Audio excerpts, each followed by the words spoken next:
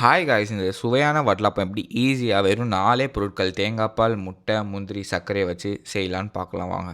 First ஒரு கைப்பிடி முந்திரியை தண்ணியில் ஊற போட்டுருங்க.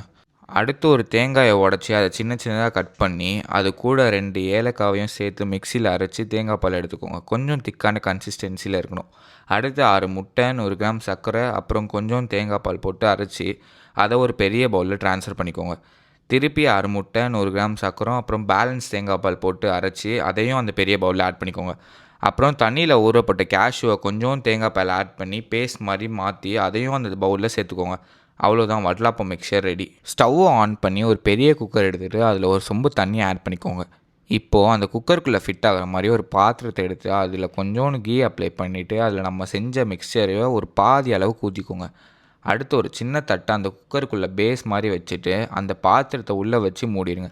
ஒரு 7 விசில் வரட்டும். அப்புறம் ஆஃப் பண்ணிவிட்டு திறந்து பாருங்கள், வட்டலாப்பம் ரெடி. இதே மாதிரி மிச்சம் உள்ளதையும் குக் பண்ணிடுங்க. அப்புறம் இதை ஃப்ரிட்ஜில் வச்சு சில்லுன்னு சாப்பிட்டு பாருங்கள், சூப்பராக இருக்கும். மறக்காமல் சேனலை சப்ஸ்கிரைப் பண்ணிட்டு இந்த வீடியோக்கு ஒரு லைக்கை போட்டுருங்க. டாட்டா.